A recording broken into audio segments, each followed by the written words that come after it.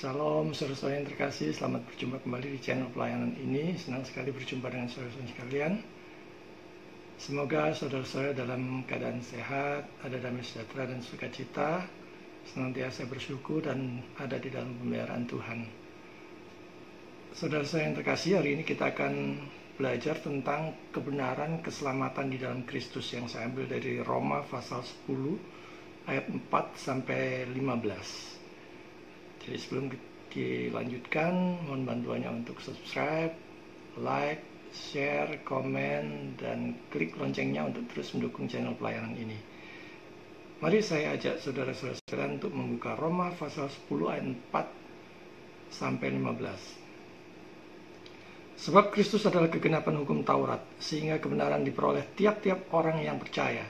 Sebab Musa menulis tentang kebenaran karena hukum Taurat. Orang yang melakukannya akan hidup karenanya. Tetapi kebenaran karena iman berkata demikian. Jangan katakan di dalam hatimu siapakah akan naik ke sorga, yaitu untuk membawa Yesus turun. Atau siapakah akan turun ke jurang maut, yaitu untuk membawa Kristus naik dari antara orang mati. Tetapi apakah katanya? Ini, firman itu dekat kepadamu, yakni di dalam mulutmu dan di dalam hatimu. Itulah firman iman yang kami beritakan.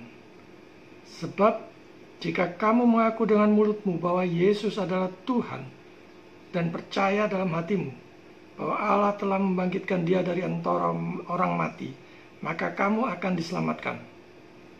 Karena dengan hati orang percaya dan dibenarkan, dan dengan mulut orang mengaku dan diselamatkan.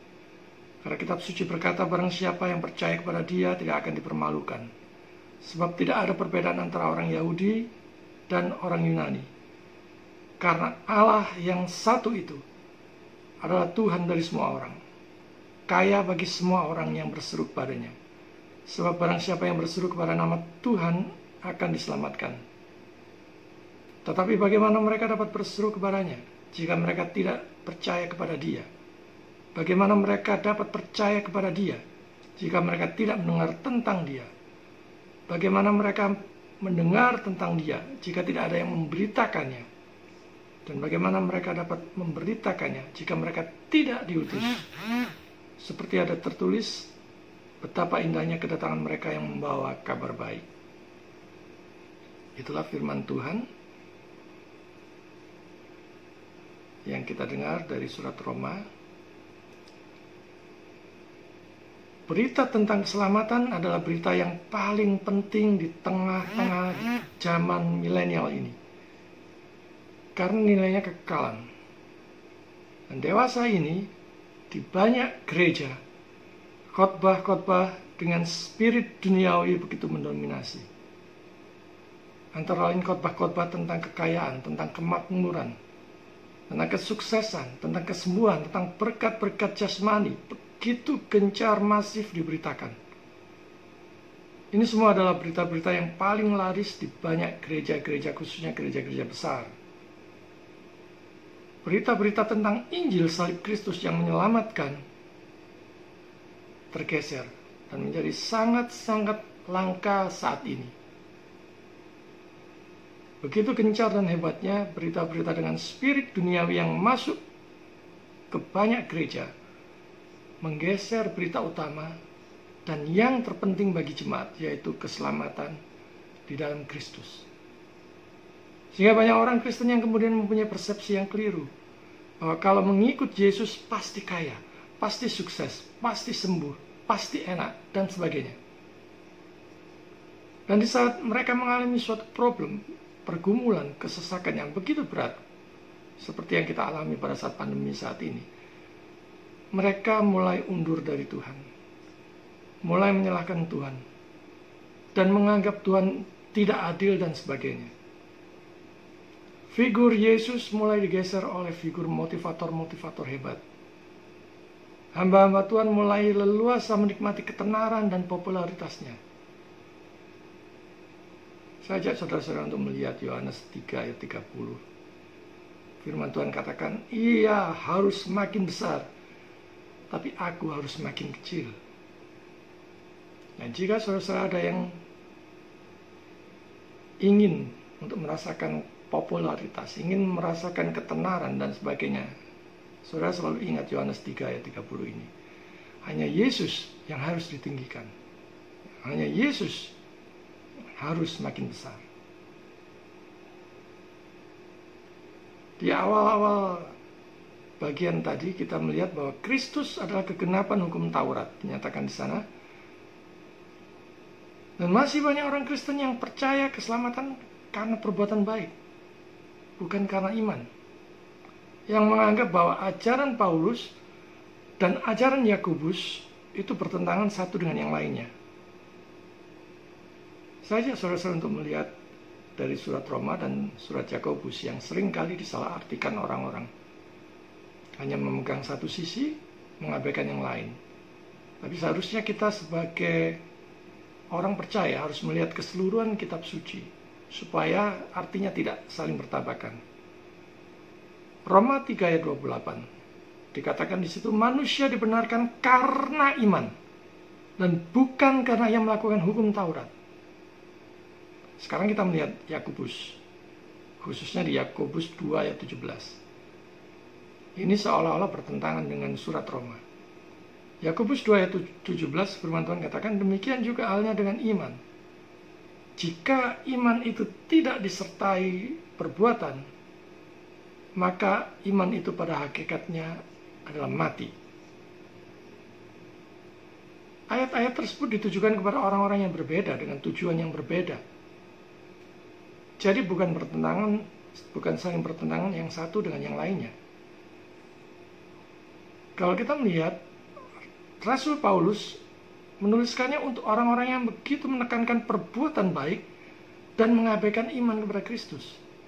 Sedangkan Rasul Yakobus menuliskannya untuk orang-orang yang begitu menekankan keselamatan karena iman, tetapi cara hidupnya sama sekali tidak mencerminkan sebagai orang yang beriman. Jadi keselamatan itu sendiri semata-mata hanya oleh iman kepada Yesus Kristus. Percaya dia sebagai satu-satunya Tuhan dan Juru Selamat. Dan iman itu sendiri adalah sepenuhnya anugerah Allah.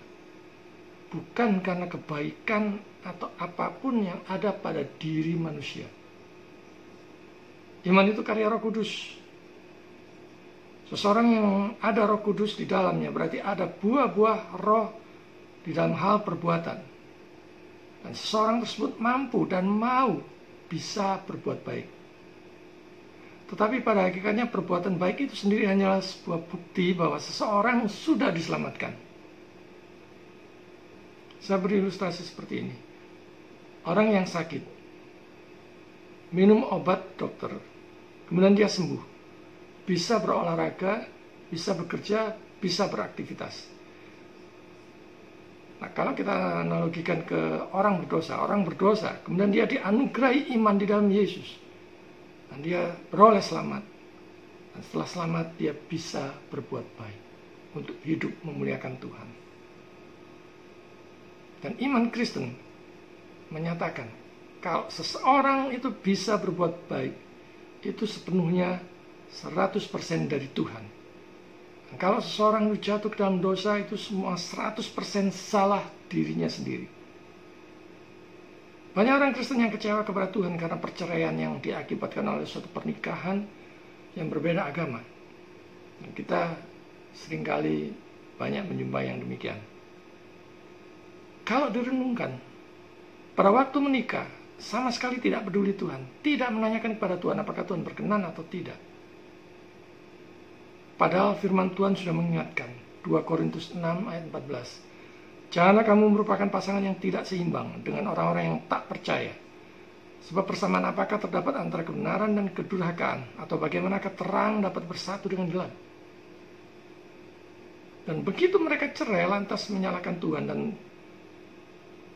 dikatakan atau menyalahkan Tuhan itu sebagai tidak adil, tidak mau menolong, kemudian meninggalkan Tuhan. Perhatikan khususnya untuk anak-anak muda di dalam hal memilih pasangan. Doakan dan minta hikmat dari Tuhan dengan sungguh-sungguh.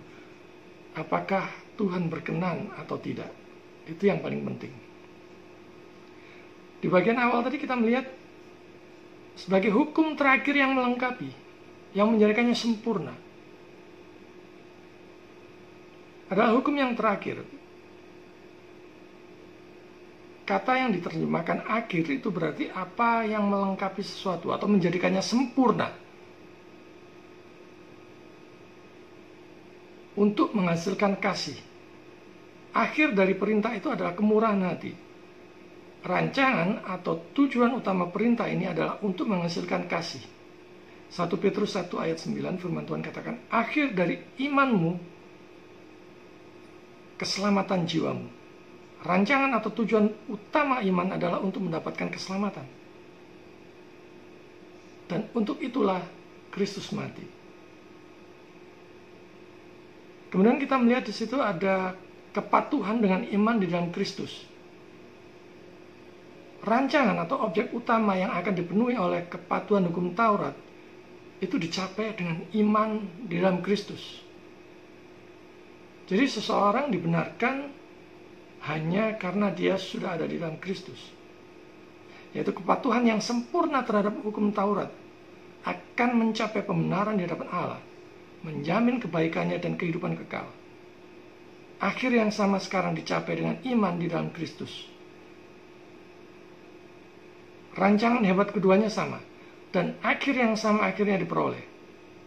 Sederhana dan jelas bahwa dengan iman kepada Kristus, tujuan yang sama dicapai sehubungan dengan pembenaran kita, yang akan dikerjakan dengan kepatuhan yang sempurna terhadap hukum moral. Jadi di sini berbicara tentang kebenaran karena iman, pembenaran karena iman. Iman sejati menghasilkan perbuatan baik yang memuliakan Tuhan.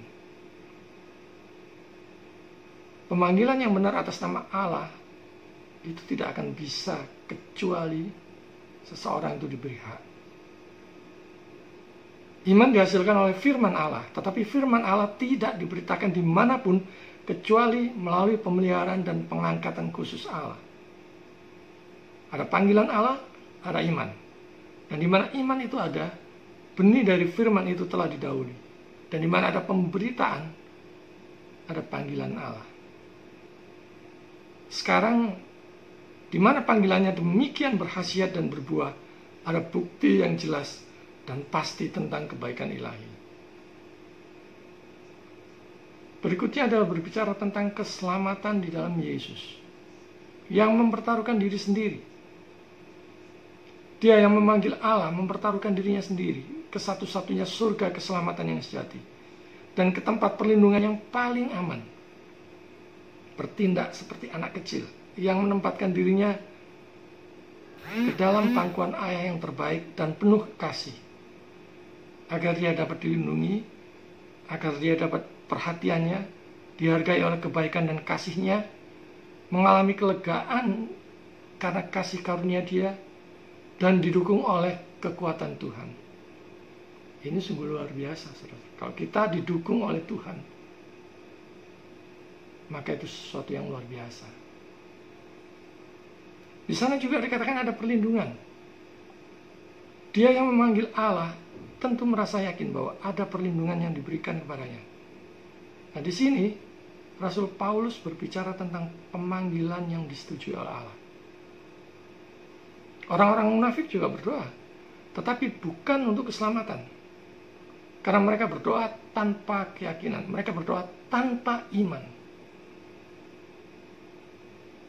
Dan kita jelas melihat di bagian firman Tuhan tadi bahwa iman dan firman itu untuk keselamatan kita.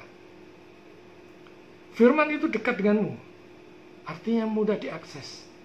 Ada di dalam mulutmu ketika engkau mengakui dia, dan di dalam hatimu ketika engkau percaya kepada dia. Dari hukum itulah perikop tersebut dikutip.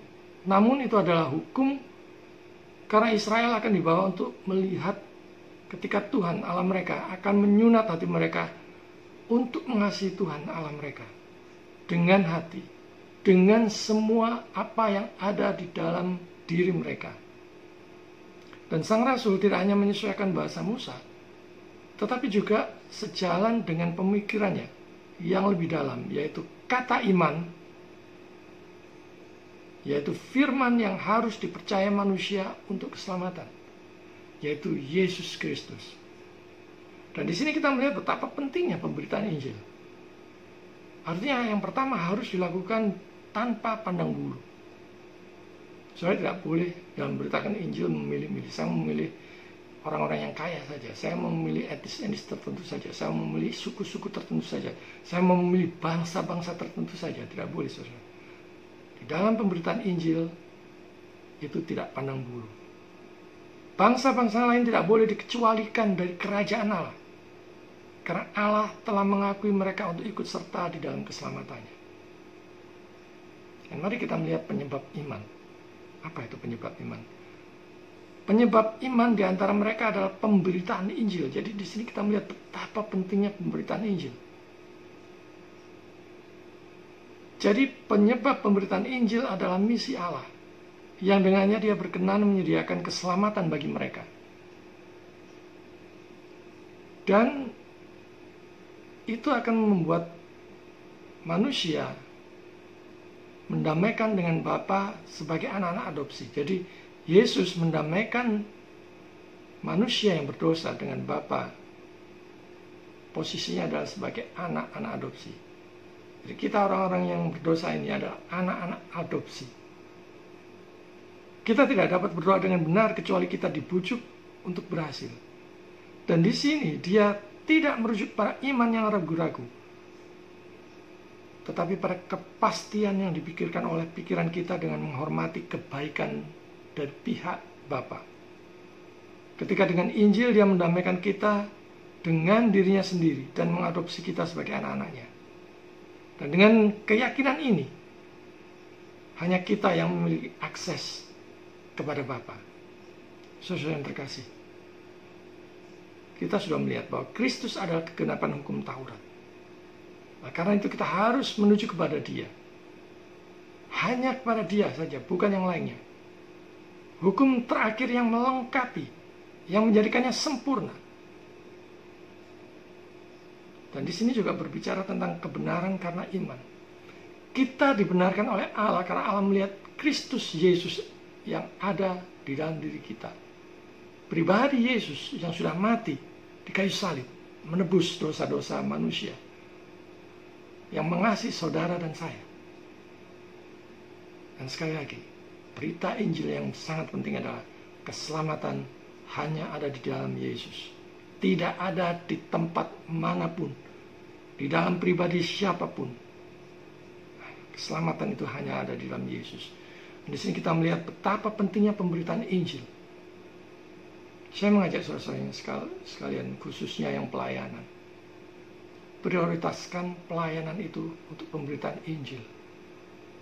Kepada semua bangsa, kepada semua suku, kepada semua golongan, tidak peduli dia kaya, tidak peduli dia miskin, mereka harus mendengar pemberitaan Injil, bahwa mereka adalah manusia yang berdosa yang butuh juru selamat. Sebab tanpa juru selamat, satu dosa sudah cukup mengantar semua manusia, siapapun dia, ke neraka. Karena dia harus menanggung sendiri dosa-dosa dari lahir sampai mati. Mari kita mulai melayani, kita mulai memberitakan Injil. Dimulai dari yang terkecil. Mungkin lingkungan keluarga kita, mungkin lingkungan tempat kerja kita. Kita berani memberitakan Injil dan hidup yang selaras dengan firman Tuhan. Maukah saudara? Tuhan memberkati.